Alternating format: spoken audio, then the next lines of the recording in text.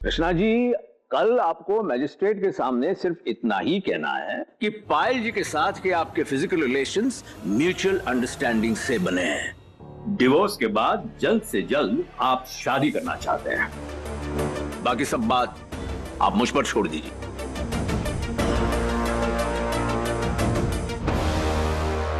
Mummy, वो देखो, वहां खड़ी है, कैसे जासूस की तरह हमारी बातें सुन रही है।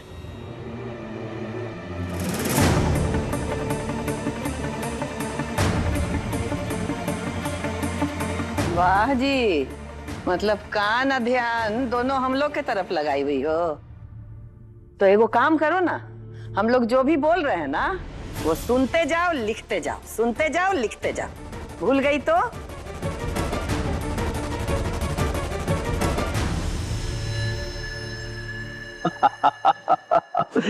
अरे सुनने दीजिए, सुनने दीजिए। हमारे सामने कोई भी बोल नहीं पाता। चोपड़ा सबकी बोलती बंद कर देता है।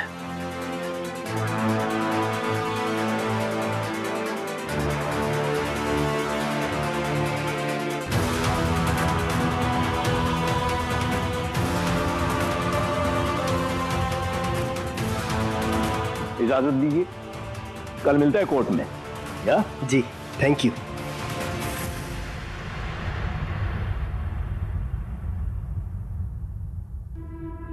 हमको तो यकीन ही नहीं हो रहा है कृष्णा जी कि आप लोग अपनी इज्जत खुद उछालने में तुले हुए। जो बात लोग बंद कमरे में कहने से भी हिचकिचाते, वो आप भरी कचहरी में सबके सामने बोलेंगे। हमको तो सच में हैरानी हो रही है कृष्णा जी।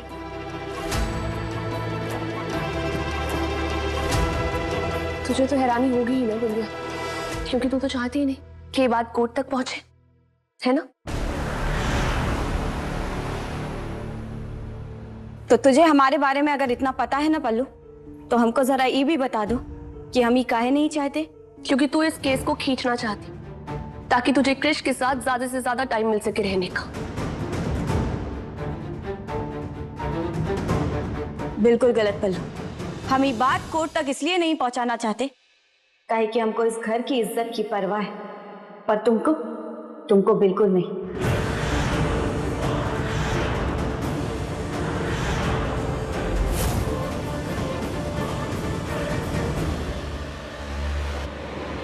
बिंदिया, ये घर ना हमारा है, इसलिए तुम इस घर की इज्जत की परवाह मत करो। उसके लिए हम हैं ना यहाँ। सच में कृष्णा जी, आपको फिक्र है अपने और अपने परिवार की इज्जत की, तो फिर ऐसे गंभीर और व्यक्तिगत बात आप कचहरी में सबके सामने रखने जा रहे।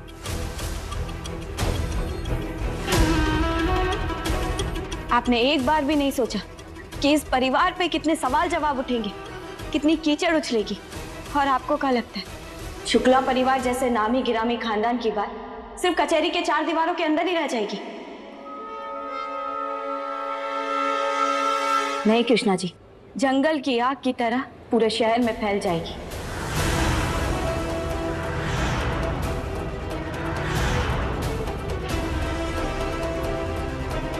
दीवारों से सर क्यों पीट रही हो बिंदिया?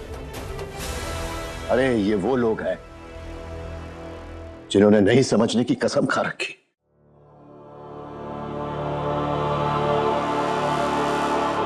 अगर इन्हें अपनी इज्जत की जरा भी परवाह होती तो आज हमारे घर में ऐसे हालात नहीं होते।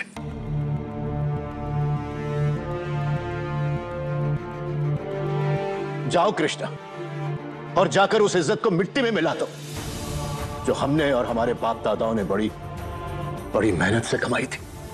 जाओ।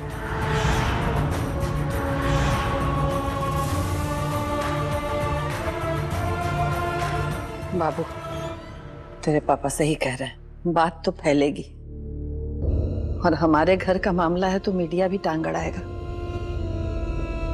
फिर धज्जी उड़ जाएगी हमारे खानदान के मान सम्मान की। बाबू तू एक काम कर, चोपड़ा साहब को जल्दी से फोन करके बोल दे तेरे और पायल के बीच में जो कुछ भी हुआ है उसकी चर्चा कोर्ट में ना हो।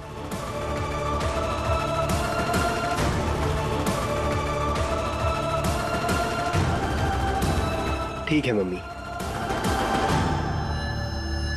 पर क्रिश,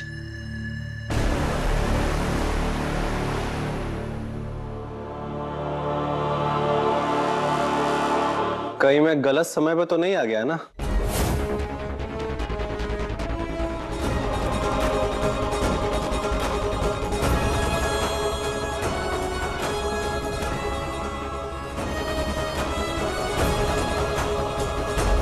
दामाद जी,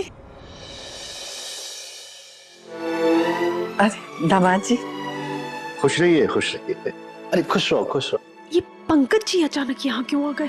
थैंक गॉड विक्रम, ये पंकज जी यहाँ आ गए। अब इस आफत की टोकरी को जल्दी से यहाँ से लेके जाए। आप अकेले आए दामाद जी? मतलब समधी जी और समधन जी? मम्मी जी आए तो अकेले ही हैं, और उम्मीद है कि अकेले जाएंगे नहीं।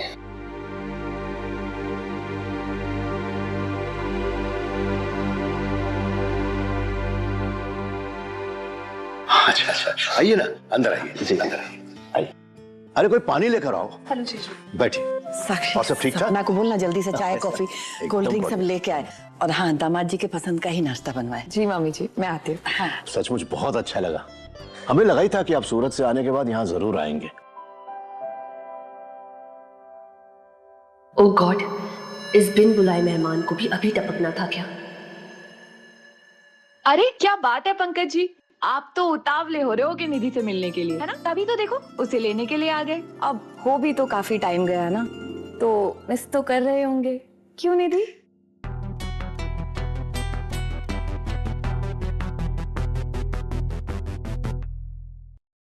सबको बहुत खुशी हुई है आपसे मिलकर। वैसे भी काफी दिन हो गए थे आपसे मिले हुए। खुशी तो हमें भी बहुत हो रही है आप लोगों से मिलके। लेकिन हम निधि से कुछ अकेले में बात करना चाहते हैं, अगर आप लोगों की इजाजत हो तो। अरे दामाद जी, इसमें इजाजत की क्या जरूरत है?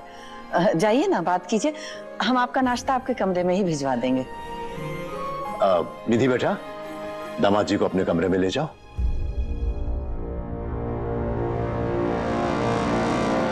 निधि जाओ। आते हैं।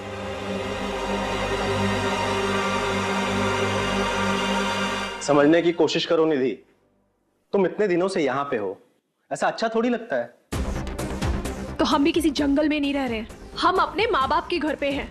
और ससुराल का क्या? वहां माँ बाबा तुम्हारे बारे में पूछ रहे हैं, तो अगल बगल के लोग भी तरह तरह की बातें बनाने लगे हैं, ताने मारने लगे हैं।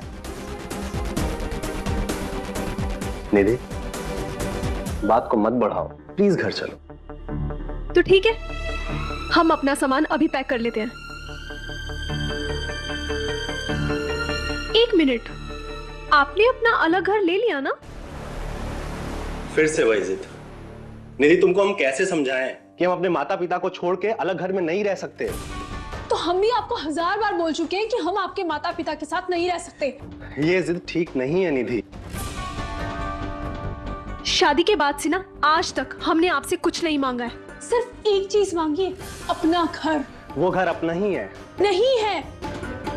जिस दिन होगा ना आपका और हमारा दोनों का घर, उस दिन चलूंगी मैं आपके साथ, ठीक है?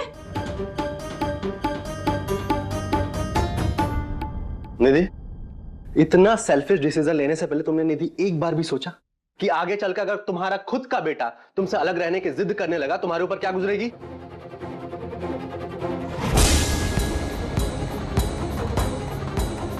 हे भगवान, कहीं पंकज जी को मेरी प्रेगनेंसी के बारे में तो नहीं पता चल गया?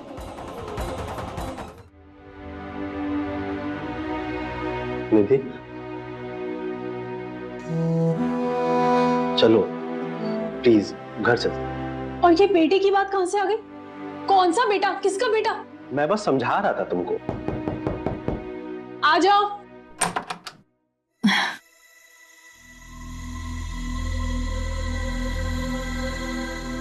अरे ये क्या, आप लोगों ने तो कुछ खाया ही नहीं। चलिए कोई बात नहीं, ये खाइए। थैंक यू भाभी, पर हमें और नाश्ता वाश्ता नहीं चाहिए। ऑलरेडी बिंदिया चाय नाश्ता रख के जा चुकी है। अब हम अपने पति से अकेले बात कर ले? ऑफ कोर्स, मैं तो बस। हाँ, जाते वक्त ना दरवाजा बंद कर दीजिएगा, ठीक है? बिल्कुल। और हाँ, यहाँ मैं आप दोनों को डिस्टर्ब करने नहीं आई थी। पंकज जी, आप जानते हैं आजकल ना निधि को खाने का कुछ ज्यादा ही चस्का चढ़ा है, तो मैंने सोचा कि उसके लिए ब्राउनी ले आती हूँ। उसे अच्छा लगेगा, है ना निधि?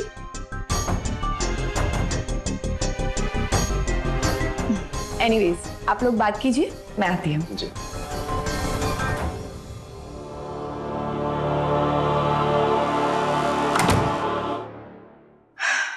एक तरफ ये पंकज इस कलेश एक्सप्रेस के पीछे सर खपा रहा है और दूसरी तरफ वो डफर बिंदिया कृष के पीछे। हे भगवान, प्लीज मेरे और विक्रम पे कोई कहर मत बरसाना। हाँ दादी, सारी तैयारियां तो हो गई हैं, बाकी सब वकील साहब देख लेंगे। बहुत चिंता हो रही है हमें तुम्हारी। इतनी बड़ी लड़ाई तुम अकेले ही लड़ रही हो बिटिया। अरे दादी, हम अकेले कहाँ हैं? तुम तो हो हमारे साथ और अम्बे माँ भी। कोर्ट जाने से पहले मंदिर जरूर चली जाना। हाँ दादी, पक्का चले जाएंगे और तुम हमारी बिल्कुल भी फिक्र मत करो दादी। देख लेना, कल का सूरज एक नई सुबह लेकर आएगा हमारे जीवन में। अब हम रखते हैं फोन, तुम आराम से सो जा और अपना ध्यान रखना। हाँ,